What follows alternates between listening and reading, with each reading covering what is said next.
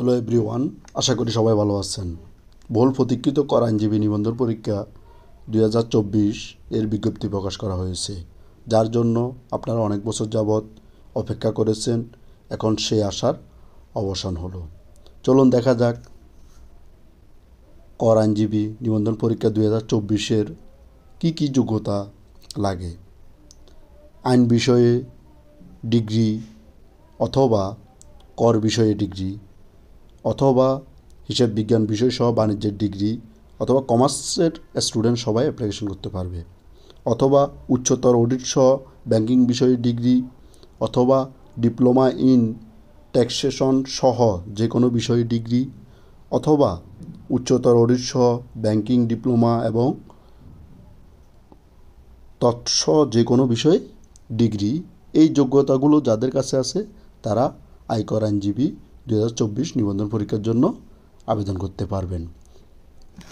এখন দেখা যাক লিখিত পরীক্ষার সিলেবাস।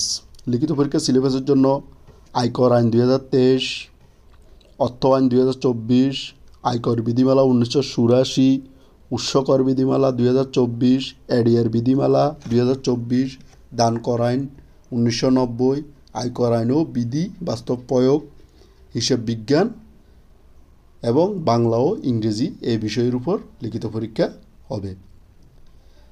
লিখিত পরীক্ষার পাস মার্ক 50, পূর্ণমান 100, সময়কাল 3 ঘন্টা। আর মৌখিক পরীক্ষার পাস মার্ক 25, পূর্ণমান 50।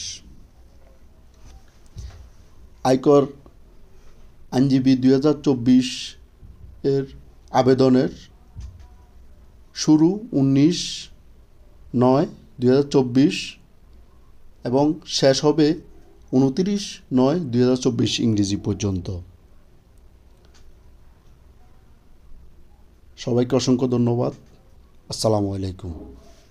চ্যানেলটি ভালো লাগলে সাবস্ক্রাইব করবেন।